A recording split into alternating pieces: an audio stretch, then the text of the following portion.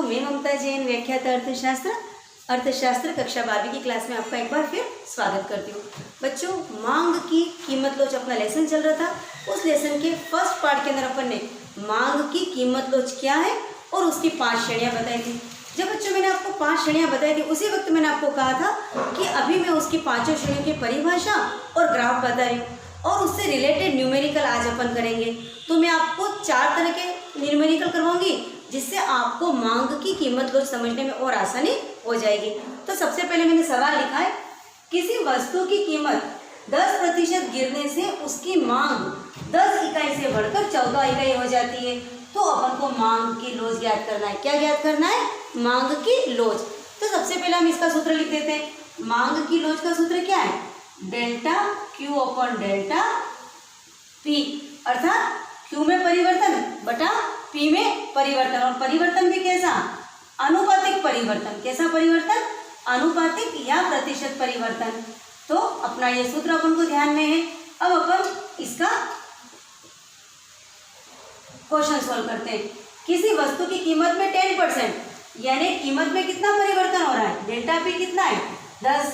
उसकी मांग 10 इकाई से बढ़कर 14 इकाई हो जाती है, तो मांग में परिवर्तन कितना हो रहा है? 10 से 14 हो गया, तो 14 - 10 बराबर 4। लेकिन अपन को तो क्या निकालना है? प्रतिशत परिवर्तन। तो अपन इसका परसेंट निकाल देंगे। प्रारंभिक कीमत थी प्रारंभिक मांग थी 10, चेंज आया 4, तो इसका परसेंट निकाल दीजिए। तो 0 से 0 कट गया, तो ये आ गया 40%। क्या आ गया अपना? 40%। 40% आया मांग में अनुपातिक परिवर्तन, जबकि कीमत में अनुपातिक परिवर्तन इन्होंने देख रखा है। तो अपन ईडी निकालेंगे। मांग में अनुपातिक परिवर्तन 40 और कीमत में अनुपातिक परिवर्तन 10। 0 से 0 कट गया, तो 4 आ गया। तो अपना जो मांग की कीमत लोच आ गई वो 4 आ गई।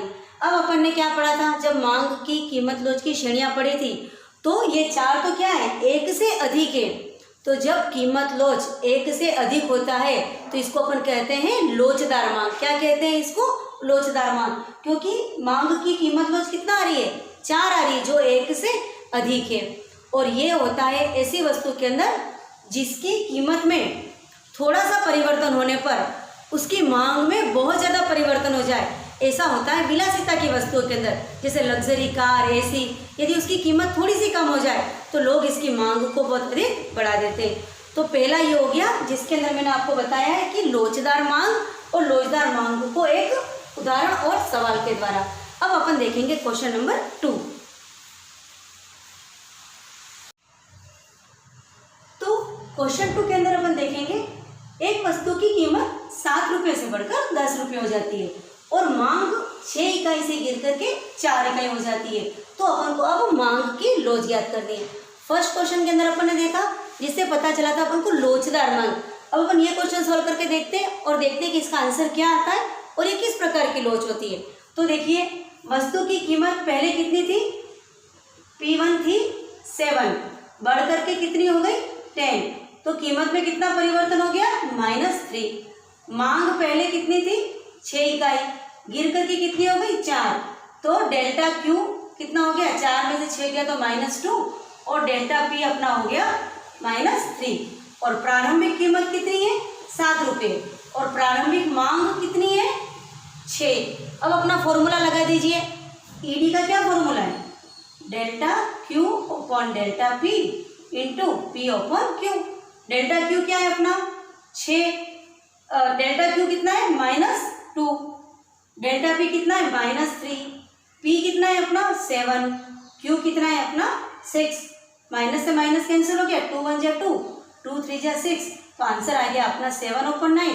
7 में 9 का डिवाइड करो तो 7 9 63, 0.77 इसका आंसर आएगा। अर्थात मांग की लोच क्या है? 1 से कम है। तो अपन ने मांग की, जो अपन ने इसकी श्रेणियाँ पढ़ी थी, कीमत लोच की श्रेणियाँ, तो देखा था कि जब ईडी 1 से कम हो तो इसे हम कहते हैं बेलोचदार मांग। क्या कहते हैं इसको? बेलोचदार मांग। और बेलोचदार मांग किन वस्तु की होती है बच्चों? जो आवश्यक चीज़ें जिसकी कीमत में बहुत ज़्यादा परिवर्तन हो जाए तब भी उसकी मांग में इतना परिवर्तन नहीं हो जाता है। जैसे कुछ खाने पीने की चीज़ें हैं, सब्जियां हैं, इसकी कीमत बढ़ भी जाती है तो इसकी मांग में इतना अधिक परिवर्तन नहीं होता है। जिस तुलना में कीमत में परिवर्तन हुआ। मैंने पहले बताया जितना अधिक कीमत में परिवर्तन हुआ है उसकी तुलना में मांग में परिवर्तन नहीं होता है, उससे कम परिवर्तन होता है, इसे हम बेरोजगार मांग कहते हैं। और इस फॉर्मूले से, इस क्वेश्चन से भी हमने इसका एग्जाम्पल हो गया यह बेरोजगार मांग का। अब अपन देखते हैं थर्ड क्वेश्चन। अब थर्ड क्वेश्चन को अपन करके देखते हैं कि इसका आंसर हमारा किस प्रकार का आता है और हमारी इसके अंदर मांग की कीमत लोच बच्चों क्या आती है। यह क्वेश्चन देखिए, अपन ने यहाँ पर दो वस्तुओं का कंपैरिजन करेंगे कि अपने पास एक्स वस्तु और वाई वस्तु दो वस्तु हैं। एक्स वस्तु में प्रारंभिक कीमत थी 3 रुपये, तो कीमत बढ़कर 4 रुपये हो गई। प्रारंभिक मांग 120 थी तो घट करके 55 हो गई।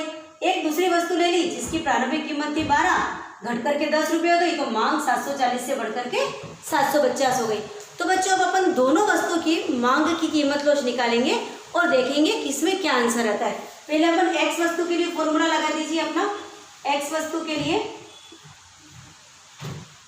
के लिए अपन ईडी निकाल लेंगे, delta Q upon delta P into P upon Q. Delta Q कितना है, मांग में कितना परिवर्तन हो रहा है, 120 से 55 मतलब 25। कीमत में कितना परिवर्तन हो रहा है, 3 से 4 यानी 1। प्रारंभिक कीमत कितनी है, 3 रुपया, और अंतिम मांग, प्रारंभिक मांग कितनी है, 4। ठीक है, तो डेल्टा क्यू हो गया अपना, मांग में परिवर्तन हो गया 25, कीमत में परिवर्तन हो गया 1, और प्रारंभिक कीमत थी 3 और प्रारंभिक मांग थी 120। ये अपन ने थोड़ा सा मिस्टेक, ओके ये राइट हो गया अपना। अब इसको सोल्व कीजिए, 25 ये 5 की डबल से कट जाएगा, 5 2 जा 10, 5 4 जा 24, 5 4 जा 20, और ये हो गया 5 5 जा 25, तो 5 3 जा 15 ओपन 24। इसको अपन डिवाइड करेंगे तो अप्रोक्स आ जाएगा 0.625। ठीक है, ये अपना आ गया एक्स वस्तु की मांग की कीमत लोच। अब अपन देखेंगे वाई वस्तु की मांग की कीमत लोच।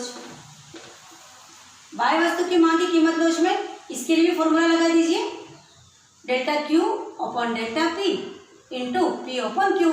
तो क्यू में कितना परिवर्तन है, मांग में 740 से 750 10 का। कीमत में कितना परिवर्तन है, 12 में से 10 गए तो 2, कीमत कम हो रही है। इसी प्रकार प्रारंभिक कीमत कितनी है, 12, तो प्रारंभिक मांग है 740। 2 6 जा 12, 10 6 जा 60 अपॉन 740। इसको मैंने सोल्व करके रखा, ये आ जाता है अप्रोक्स 0.08। अब आप दोनों वस्तुओं की कीमत लोच देखिए, मांग की कीमत लोच कि इसकी लोच है 0.625 और इसकी है 0.08, तो दोनों में से ज्यादा किसकी है, एक्स वस्तु की। तो एक ऐसा अपन ने क्वेश्चन कर लिया जिसमें दो वस्तु का कंपैरिजन किया, दोनों की प्रारंभिक कीमत, बाद वाली कीमत, प्रारंभिक मांग और चेंज हुई मांग बता दिया था, और अपन को कहा गया था कि मांग की लोच याद कीजिए। तो अपन ने देखा कि एक्स वस्तु अधिक लोचदार है बनिस्बत की वाई वस्तु, दोनों की लोच एक से कम है, अर्थात ये तो दोनों बेलोच, लेकिन फिर भी एक्स वस्तु की लोच वाई वस्तु की तुलना में अधिक है। तो बच्चों ये अपना थर्ड क्वेश्चन हुआ जिसके अंदर अपन ने एक और एग्जाम्पल देखा कि किस प्रकार अपन ने मांग की लोच निकाली। अब मैं आपको क्वेश्चन नंबर 4 बताऊंगी।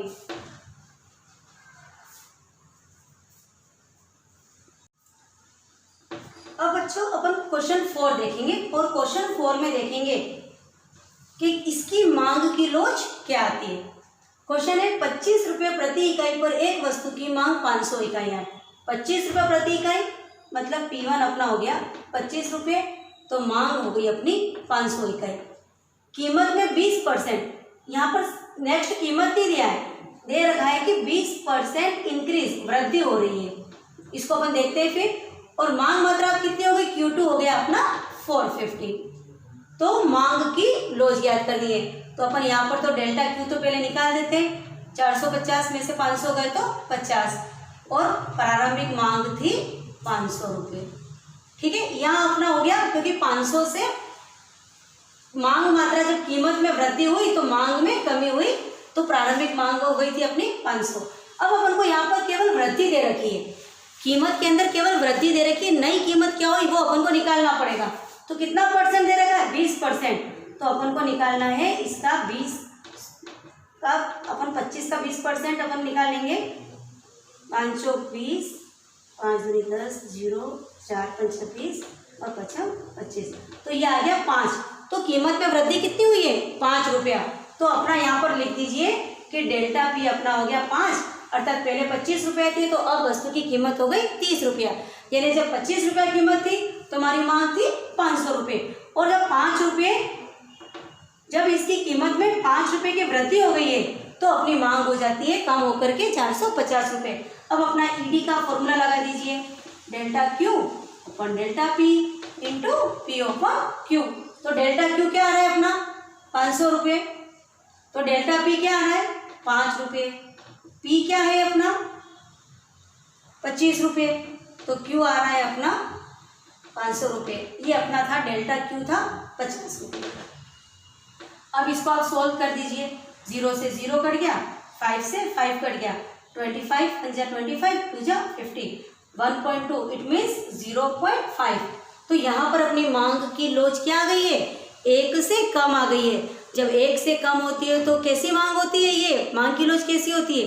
बेलोचदार। तो बच्चों इस सेकेंड पार्ट के अंदर मैंने आपको 4 क्वेश्चन बताए और चारों क्वेश्चन अलग अलग तरह से बताएं। और इसका मेरा जो उद्देश्य है यही है कि एग्जाम में किसी भी तरह का क्वेश्चन आता है तो फॉर्मूला अपना वही है, बस उसको थोड़ा पढ़ के समझ के अपन को क्वेश्चन करना है। तो मांग की अवधारणा के अभी तक मैंने आपको 2 पार्ट बता दिए हैं और दोनों 2 पार्ट हो गए अपना। पहले के अंदर अपन ने मांग क्या है, मांग की कीमत लोच की अपन ने श्रेणियाँ देखी और आज इन्हीं श्रेणियों को समझने के लिए अपन ने सवाल किए। अगली वीडियो के अंदर मैं आपको बताऊंगी कि मांग की कीमत लोच को ज्ञात करने की विधियाँ कौन कौन सी है। Thank you.